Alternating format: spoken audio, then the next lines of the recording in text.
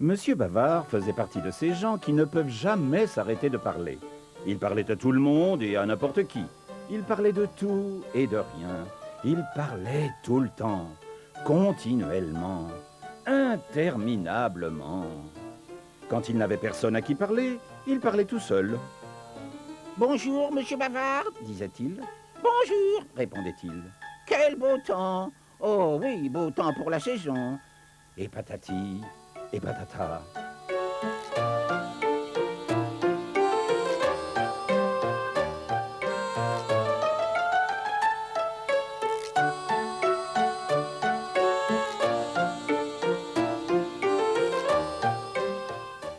Il habitait dans un charmant village. Sa maison ne ressemblait pas du tout à un moulin.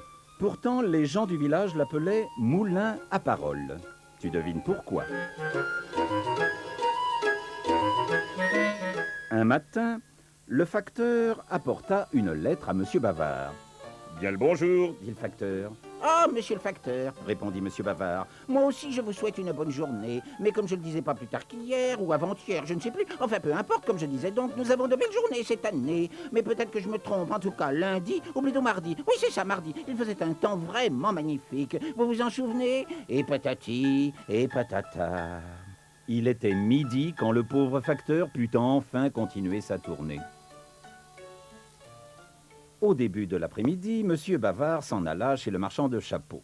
Bonjour, monsieur Bonnet. Dit-il au chapelier. Voyez-vous, je voudrais vous demander si vous pensez qu'il serait possible, si ce n'est pas trop cher, mais bien entendu je vous fais confiance, de me faire un nouveau chapeau sur mesure, parce que c'est bien simple, le chapeau que j'ai sur la tête est, comment dirais-je, un peu démodé. Enfin, pas vraiment, mais voyez-vous, je l'ai depuis, attendez que je calcule, depuis 10 ans. Mais non, suis-je bête?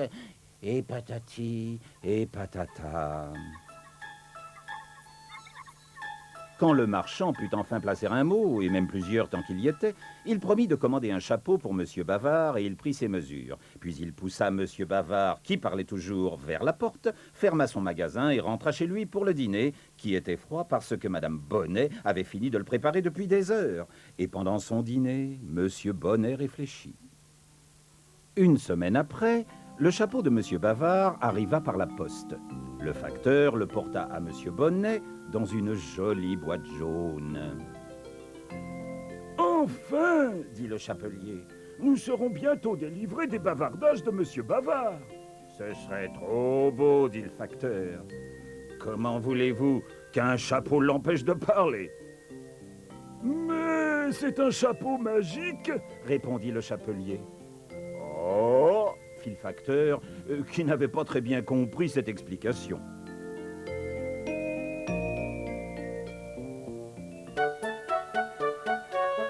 Le jour même, Monsieur Bonnet en personne livra le chapeau à Monsieur Bavard. Oh, merci, dit monsieur Bavard. Eh bien, voyez-vous, c'est curieux, mais j'étais sûr, ou comment dirais-je, j'avais l'impression, je ne sais pas pourquoi, comment vous expliquer? Je savais que ce chapeau arriverait aujourd'hui, et vous voilà, avec mon chapeau, que je suis content, j'espère qu'il me va. » Eh bien, essayez-le, dit Monsieur Bonnet. Mais bien sûr, dit Monsieur Bavard. Je vais l'essayer. Suis-je bête? Je parle, et j'oublie d'essayer mon chapeau neuf, qui est si joli, et... Tout en parlant, Monsieur Bavard sortit le chapeau de la boîte et le posa sur sa tête. C'était un beau chapeau. Ah oui, dit monsieur Bavard, je dois dire que ce chapeau est, comment dirais-je, mais oui, certainement, c'est l'un des plus beaux chapeaux que j'ai jamais vus, et pourtant, j'en ai vu des chapeaux, et...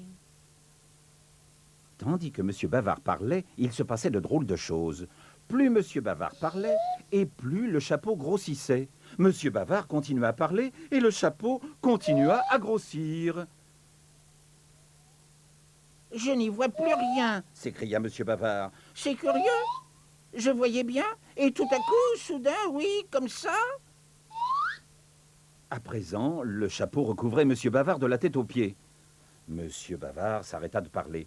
Dès que monsieur Bavard s'arrêta de parler, le chapeau commença à rétrécir, jusqu'à retrouver sa taille normale.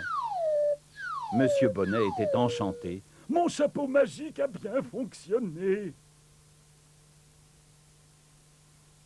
Le lendemain, Monsieur Bavard mit son nouveau chapeau pour aller se promener. Il rencontra le facteur. Ah, monsieur le facteur, dit-il, je voudrais vous demander ce que vous pensez de mon chapeau, mais je crois avoir compris que vous le trouvez joli, et même que... Tu devines ce qui se passait. Pendant que Monsieur Bavard parlait, le chapeau grossissait à vue d'œil. C'était donc ça, le chapeau magique, murmura le facteur. Et il continua sa tournée. Monsieur Bavard était devenu aveugle et muet. Pensa-t-il. Il pensa, mais il ne dit rien. Et voilà comment le chapeau guérit Monsieur Bavard de son terrible défaut. Car chaque fois qu'il parlait, il était obligé de s'arrêter au bout d'une minute ou deux. Et il finit par s'y habituer. Tu ne crois pas que Monsieur Bonnet mérite un coup de chapeau ?